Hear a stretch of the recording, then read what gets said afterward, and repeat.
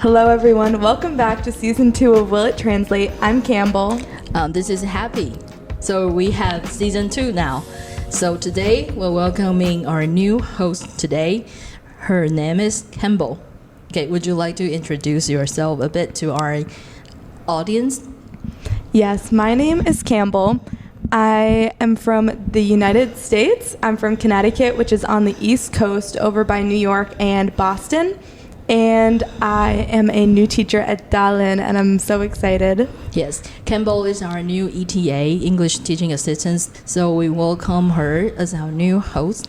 Okay, so in today's episode, we're going to do some interview with Campbell, and maybe we'll have some fun stories that Campbell can tell us.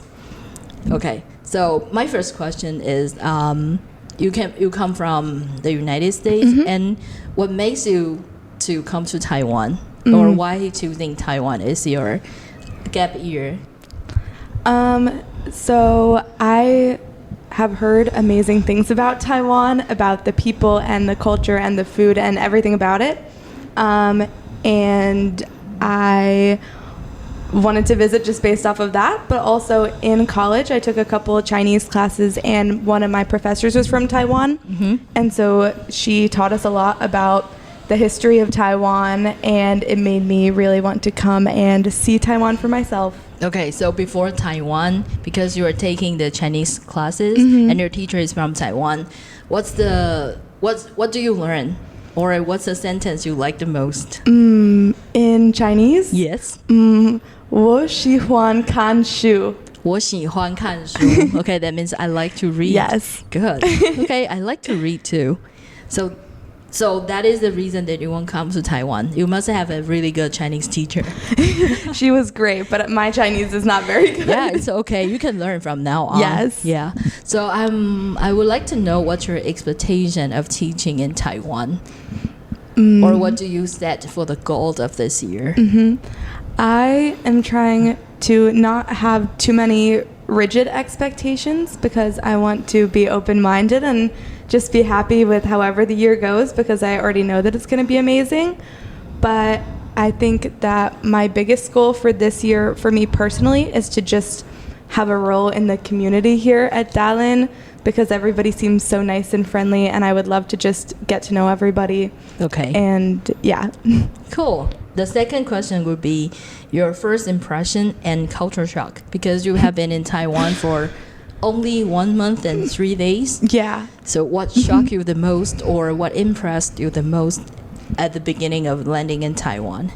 I think what shocked me the most were the bathrooms. Bathrooms? Yes. I remember landing in the plane, and everybody in the Jiayi Fulbright cohort took a bus over to Jiayi, and we stopped at a rest stop, and I was going to go use the bathroom, and I walked in and I saw what the toilets here are like, and I got too nervous that I walked out and left. Yeah. You don't know how to use it? Or I just wasn't mentally prepared, and I got scared. But now I'm good. And so that was probably the biggest culture shock so far, and having to bring my own toilet paper everywhere. Oh, yeah. Because I'm not used to that. That's right. But I think something that has really impressed me about Taiwan was how nice everybody is, and how willing everybody is to help me, because this is all very new to me, and I'm still learning everything. Like, my neighbor has helped me figure out the trash truck. Yes. We had people come out of their homes to show us which way to go, because we were lost. Wow, that's so nice. Yeah, and it's quite different from the U.S. So how do you take out the trash?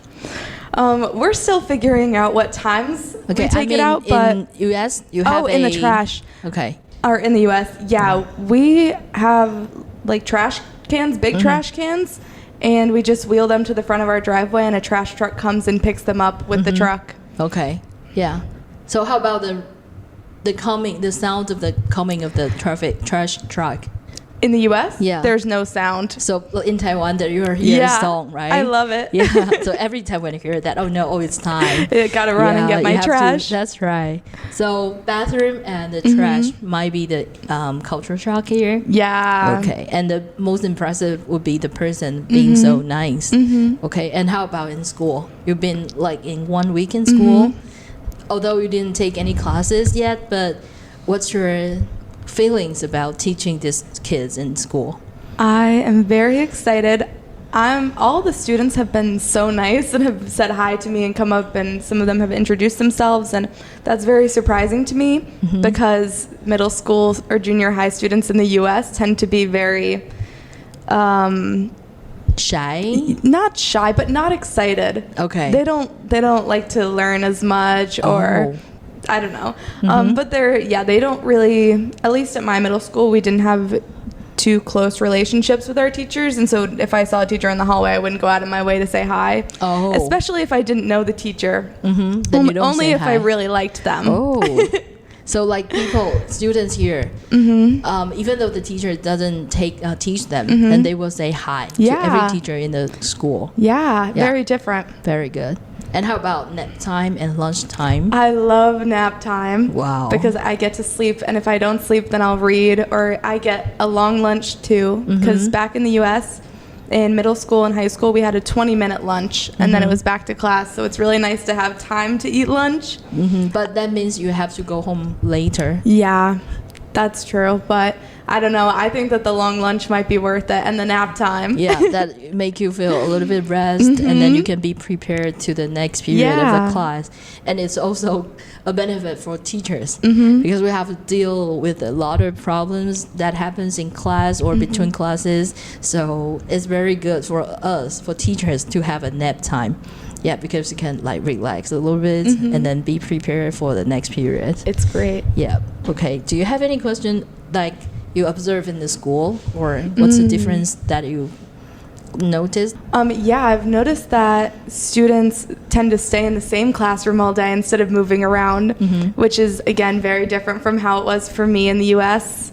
Every single class I switched to a new classroom, and some were all the way across the school and took a lot of time to get to. So I think that's very interesting. Do the students like that? I think they stay in a class for 3 years. So basically, they meet each other day and night or do activities together. So they make the class as a community. They share their happiness, their sadness, or even quarrel fights. But that makes the class more like close to each other. So I think after their graduation, they'll hold some like party that call all the students back or to visit their teacher. I think they would love it, because if you have to change the classroom every time, then you don't have the chance to develop a long-term relationship with your classmates. So maybe you feel isolated or being a loner in the school. Yeah. So I think the student would love this. What if they don't get along with the people in their homeroom class? Yeah, so that's the duty of the homeroom teacher, that you have to observe that and then try to deal with that. But it's also a part of growth. Like you can let everybody like you, or you wouldn't admire everyone. So you have to do some adjustment, and you have to change yourself a little bit, or lower down or higher your expectation of getting along with your friends. Yeah. So I think it's also a learning in their growth, especially in teenager time. Yeah.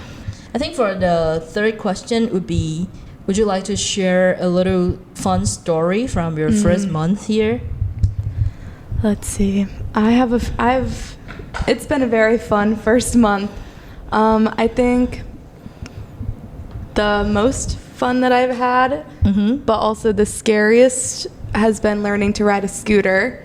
Because when I first tried to get on a scooter, I could not even sit on it without almost falling over, and driving it without almost falling over, and I almost fell over during my test, but I didn't, and I passed, and so that was very fun but scary.